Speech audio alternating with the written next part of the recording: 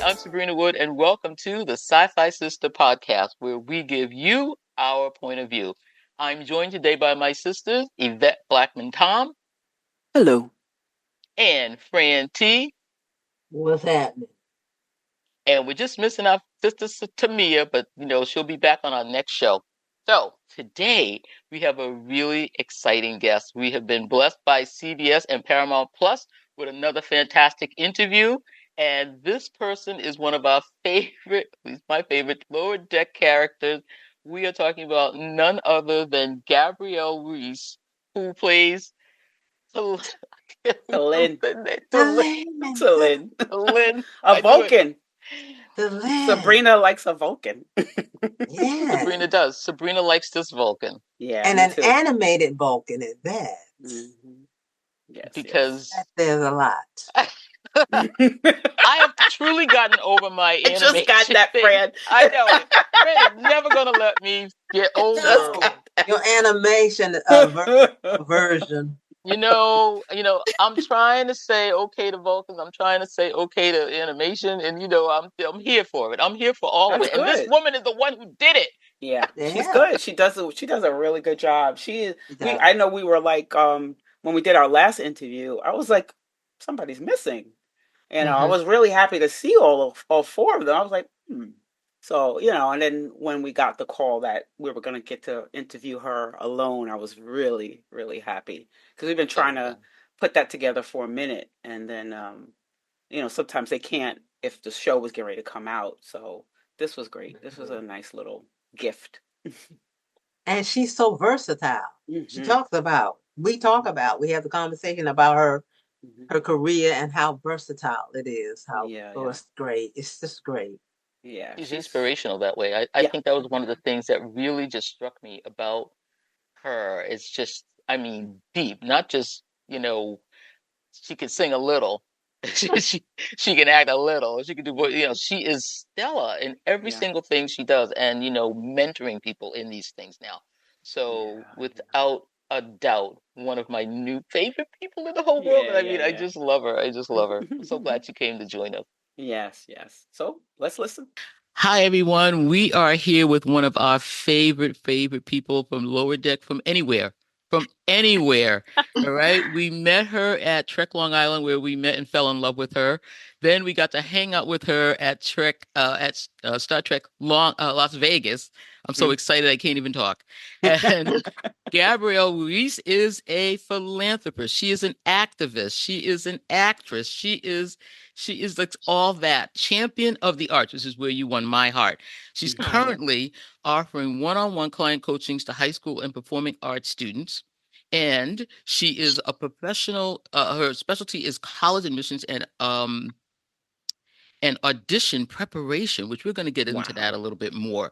But you know her as Taylin on Lower Deck, and maybe even as Valencia Perez as a crazy ex-girlfriend, where you got rave reviews. So a lot of people remember that. So anyway, our best friend, I'm claiming it, is here today. Hey, Gabrielle. How are you? Hi, science besties. It's so good to see you. It is. Oh, I'm thrilled to be here. This feels long overdue. We've been trying to get together, and I'm so glad this is just the launch of conversations for the next and last season of Star Trek and getting to know me a little bit more. So thanks for having me. Oh yeah, man. Definitely. Absolutely. We said yes. There were 4 yeses on this. Yes. Yes. So I want to we got a lot of questions. So I'm going to kick it over to Yvette. We got a lot of questions in just a few minutes. Let's go. So we were really bummed when you weren't at the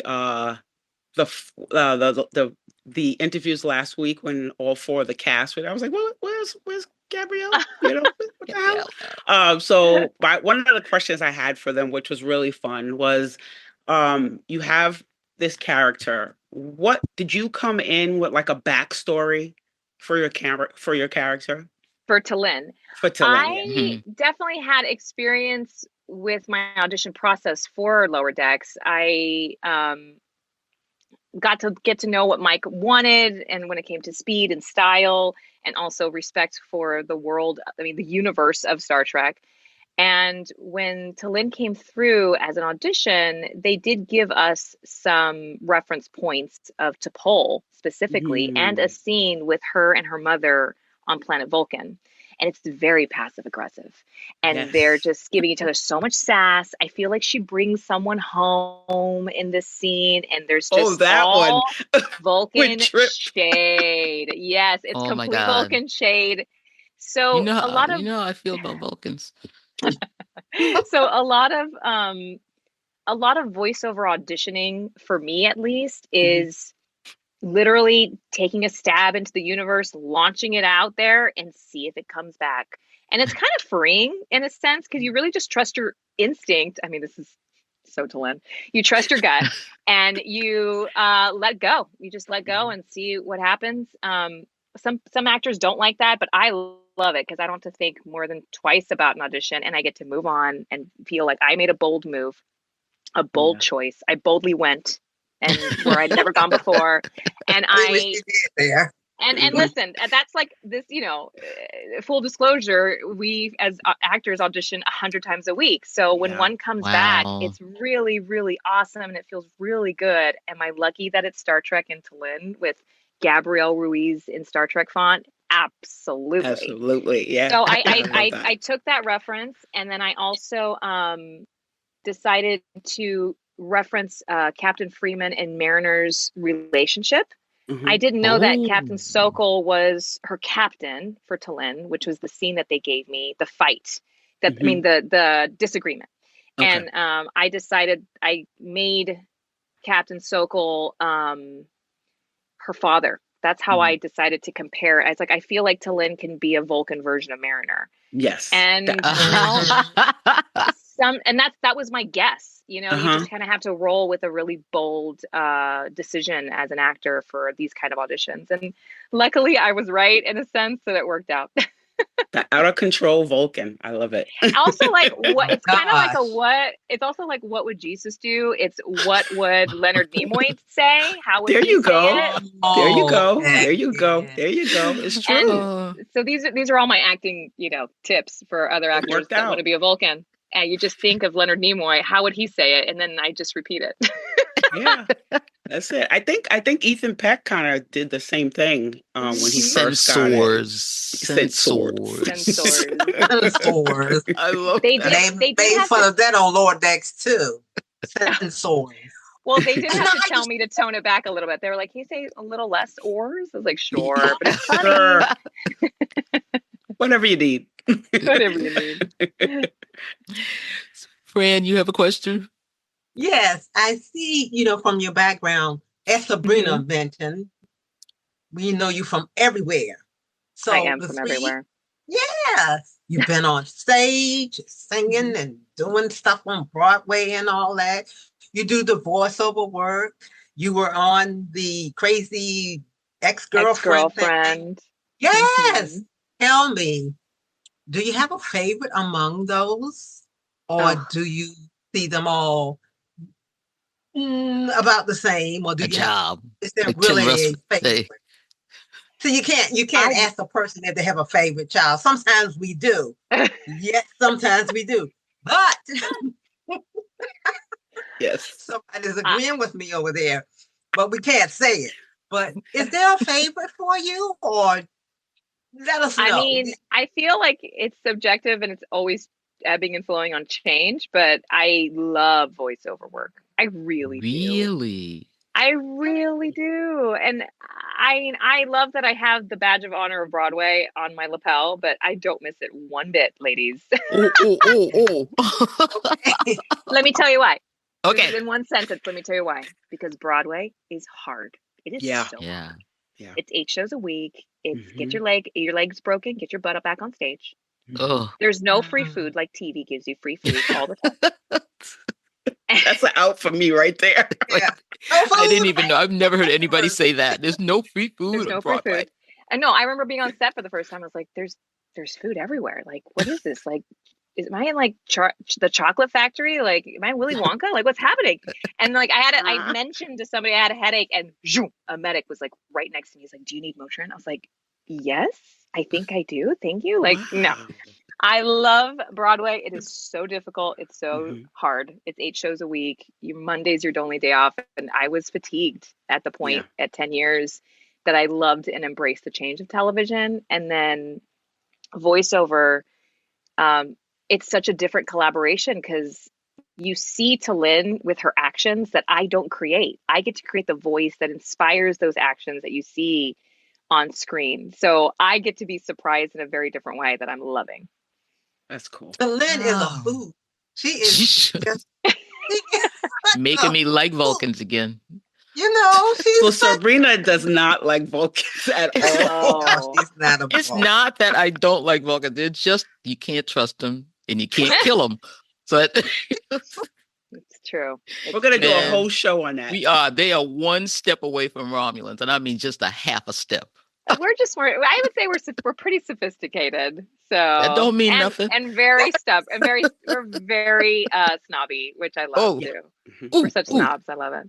Yeah, they are snobs. Yeah. They are. See, well, now, we only had Spock, and we all thought Spock was the main thing, but they kicked him out. So, we can't go by that. So. Well, Talyn got kicked out in a sense, too. So she did. Yeah. She really did. Right. She so really that's why, did. you're right up there with me. Okay. She turned your back for a minute. So, anyway, I'm going to ask the question that's really, like I said. Yeah, exactly. One more thing, and Tupac was gone from them for 7 years. And didn't seem to miss it. And then, okay. Anyway, that's a whole nother podcast. That's a whole nother show. Okay. But I wanted to ask you more about what really made me perk up when I read your bio and everything else. And that is, I'm one of the board members of STEAM Superheroes, and we are really STEAM. So we've got that A in there for arts. And I'm an art history major, and I love that you're an advocate of arts education. And do you think if we could ever get this emphasis with STEAM instead of STEM, we would ever see arts coming back into the public school system, like a regular thing, like all kids get art education? Absolutely. I hope so. That's why we're advocates for it. I mean, I've spoken on Capitol Hill, and I've been a speaker, and I also offer so many talkbacks wherever I can. The minute I was out of South Texas, understanding that I could get a paycheck for performing, I had to shout it on the rooftops, because there's kids that, I don't know if it's different today with having the world available at the palm of your hand. Unlike me, I didn't have YouTube in high school or middle school when I didn't understand that I didn't just have to go to New York or have to go to Juilliard. Right. No shade to Juilliard, but because it's as prestigious as it is, but the movies told me that's the only option I had to achieve. Right. But there's so much out there to grow your craft, to then consider it as a professional entity. You are, as performers, it's my job to share with kids that you can be the CEO of your own business.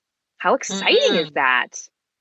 And it's not just, my mentor said, what we do is show business, not show begging. And right. And we have the power to make a company of ourselves, to be able to have the power to finance ourselves and finance others, bring others to the table, especially for the diversity, angles of the groups. Oh, you're talking to us. Yeah. And I fully believe that the more we speak out loud and the more we present it, composition, like, for example, music, to compose a song, to write music, you need math. Yes. There you go. You need math. To be a writer, you need English. Like, they come hand in hand. And to be able to make kids not only expressive or passionate, but compassionate. I think the arts does that every single time. Every single time, no matter what's happening at home. You have that outlet, you have that outlet, and you have that power. Right. I love Yeah. that. I love that. Yeah. So I I understand the passion. Yeah. Yeah. I remember back in the 1900s when I was in elementary school. That's all of us. There's no lie in that All of statement. us. Not one lie. 1900s. And the music teacher came into the classroom. Yeah.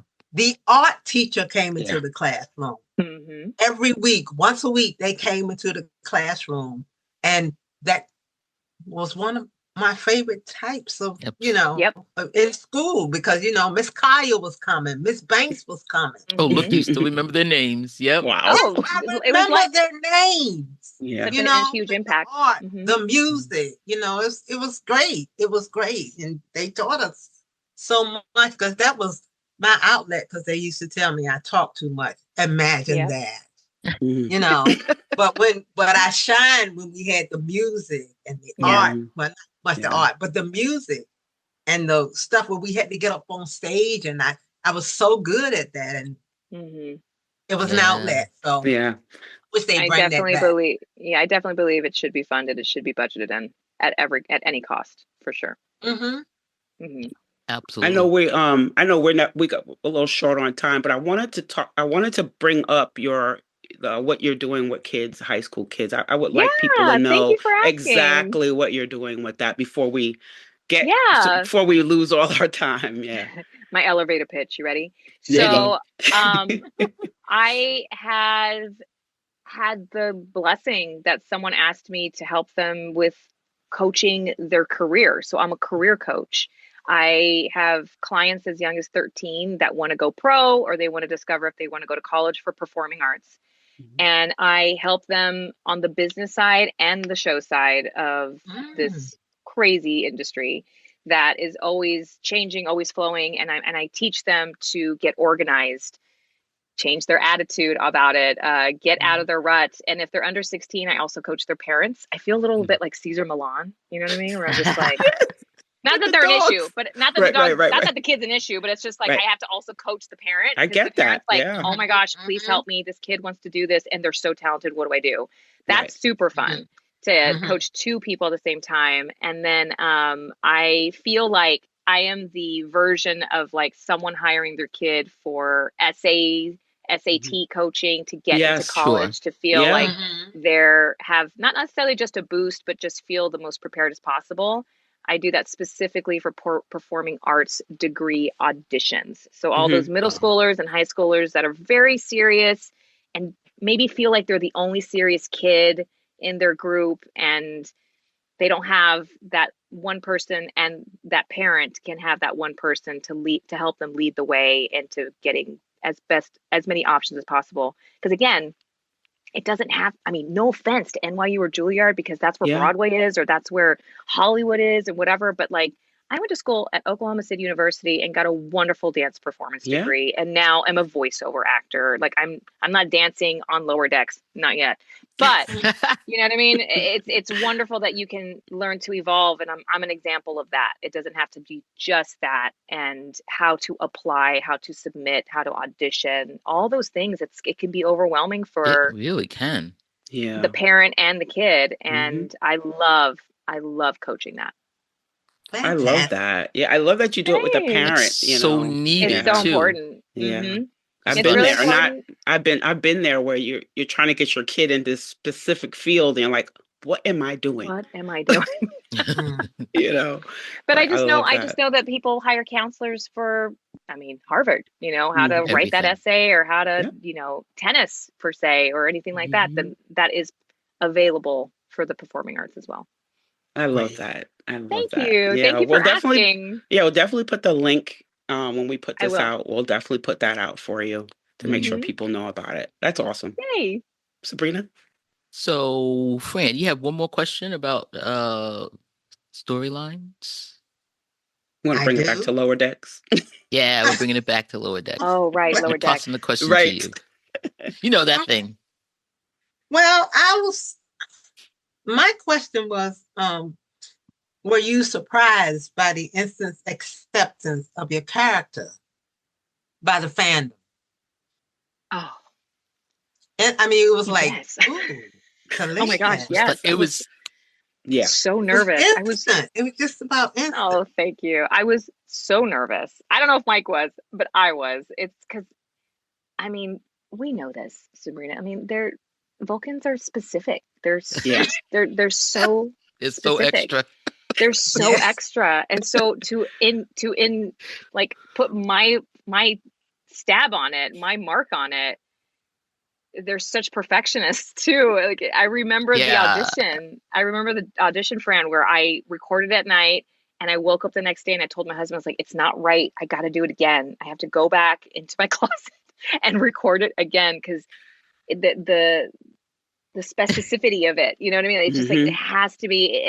And she's not, as we see, she's not like the rest of the lower deckers. She is the straight man. She is the cool, the calm, which is very, classic Vulcan dynamic with most casts and most shows that you see on Star Trek. And so add comedy to that 100%, that it had to be right. And I'm so glad that I took that extra, take on it, because when the fans loved her, it was such a relief. And then I put a lot of pressure on myself that I had to know everything and anything all Vulcan. But in the end, the fans got my back. Like I will ask a question and be like, does anyone know? Does anyone know how to sing Happy Birthday in Vulcan? Link right away. Right away. Because it's there. But like also like I'm so grateful that there's not this expectation that I need to be a professional Vulcan. I'm learning as I go, and I respect the joy that learning about all these different characters and aliens and planets and everything, all Star Trek, and I'm very welcomed. So that's so wonderful. Also, I sing Happy Birthday on Cameo in Vulcan. Oh my goodness. Gonna get that for Sabrina's next birthday. Oh, great. Thank you. Thank you. We're going to bust out in it. It's not that I hate them. It's not. Well, it looks like we got to wrap up. So, okay. Oh, no. We'll talk again. I'll see you in person on the next That's right. con. That's right. Out That's right. there, meeting the fans. It's been wonderful. Bring the baby. I know it has. Bring the babies. The babies, right? Bring the baby. Well, we love you, Gabrielle, and thank you so much for doing this. And so sad it's only 5. It's the end, but we'll see you at all the cons. I'll see you at all the cons. We will live long and prosper despite just 5 seasons. We definitely enjoy the last season. That there's so much growth and so many beautiful, explosive moments that really Mike and the team did such a great job. I'm so excited for everyone to see it. We've seen the first 5 episodes. Episode 3 is the best. Oh yeah, I know. Yeah, I don't know. I every time I saw them, I was like, "This is going to be the best one." Oh my gosh, this was better. Oh my gosh, this was better. So everyone enjoy, have a seat, and share all on social media and at the cons. Definitely. Let me know how you love them. Yeah, Talina fangirling is the best. Oh, she can do it too, right? Oh yeah, definitely. Live long and prosper. Okay, were we right or what? That had to be one of our favorite interviews with one of our new favorite people, and now you know why. I mean, the girl is just a joy. She is an absolute joy. Yeah. She's I was really impressed about just her other thing, the things that she gives back. And she's really she's a real, I don't know. She's authentic. She's authentic. That's what it is. Genuine. Yeah. It oozes out of her. It does. And she's a really good person, because we definitely got to spend time with her in Vegas, and she is just and even not even just Vegas. Trek Long Island also too. I've totally forgot about that. That's where we met her, and we've become. She's been wonderful to us, ever since. So. It was nice to finally get to that point where we got to talk to her. And her cute little baby. Oh my God. Her little baby is so cute. We like her. We really like her. Right. That was really good. And, we were just talking about how hopefully Lower Decks has something else to give. We hope so too, but I know that this season, although not over yet, is is bittersweet because really enjoy this iteration of Star Trek. They really did a great job with this. They picked some really good people, as they have been for most of the shows, and I'm gonna miss. But you know how when you're Star Trek family, you're Star Trek family forever, and Forever. these forever people are some of our favorites from here on out. I love it. Yeah. I'm so this cast. Yeah, they're gonna be. I think they're probably one of my favorite casts. I mean, nothing tops DS9, of course, but they are definitely there. Or Discovery. Right. But DS9. No, I know what you're saying. I know what you're saying. It's a DS9 is, but DS9 is here. I mean, DS9 is in my heart. You know, so many things happened to me as a person, as a human. My life, I went through life-changing stuff with DS9, you know, and when I hear that music, that theme song, I love it to the point where when Lower Decks went to DS9 and the music came on, my eyes were teared.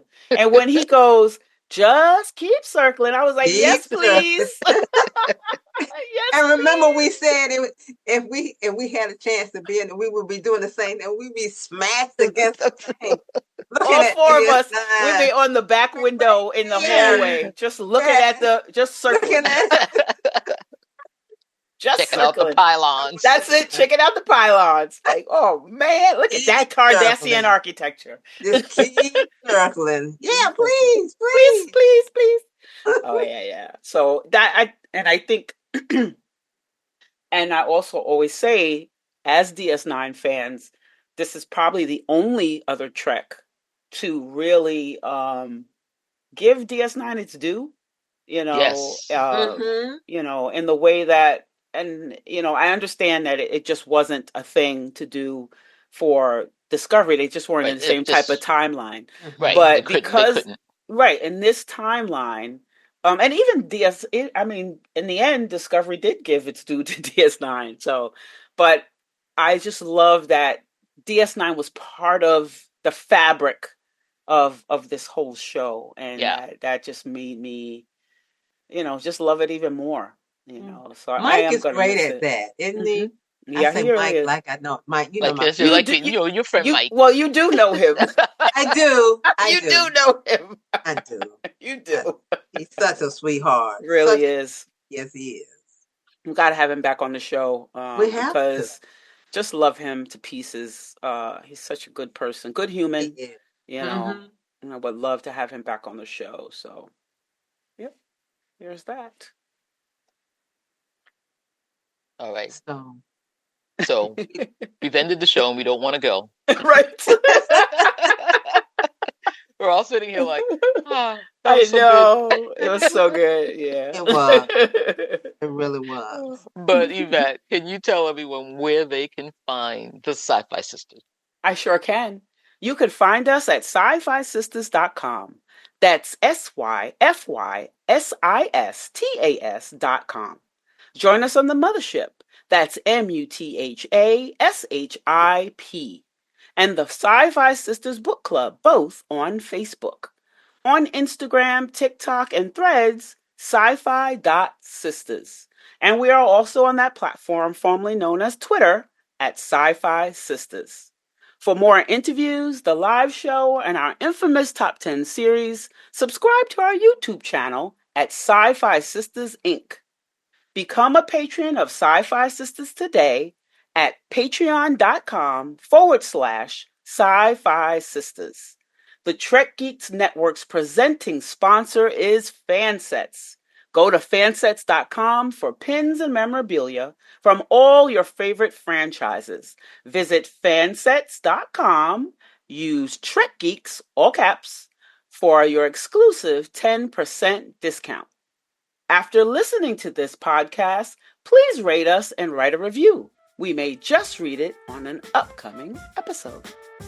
And we'd love to thank our associate producers, Dramera, Stephanie Baker, and Sailor Marj. And shout out to the baddest engineer, Dose, the Anonymous One. He's responsible for all our music and production. So if you need his services, contact him on Instagram at dose_theanonymous_1. Until then, peace, love, and hair grease, everyone. Hey everybody, Sister Tamia here with the Shorty Shoutouts. We'd like to thank the following patrons for your continued support. Anna Post, Susan V. Gruner, Mohammed Noor, Sue K., Karen Dramera, Dafid Balston, Eve England, Dave A. Gregory, Timothy Baum, L.M., Howard Hogan, J.R. Poole, Ann Bradley, Scott Jensen, Jamal Taylor, Starbase Centaur 4210 Productions, Stephanie Dole, Sailor Marj, Stephanie Baker, Sam Droke Dickinson, Kalia Zawaki, Liza Albright, TJ Jackson Bay, Olga Kravchuk, Peter Heisler, Old Klein, Jeffrey Cochran, Travis Taylor, Linda Anderegg, Zakia Graham, Bill Erickson, Mark Richmond, G8TR, Rita Poussant Nethersol, Kathy D, Rhonda G, Bernadette Garcia Galvez, Holly Smith, Tara Jefferson, LJ, April Mead, Bruce McMillan, Cassandra Gerard, Mike Nauer, Casey Shafsky, Ayana Mae Tom, Mike and Kristen Holton, Allison Leach Hyde, and Rebecca River Moon. Thank you all so much for your support.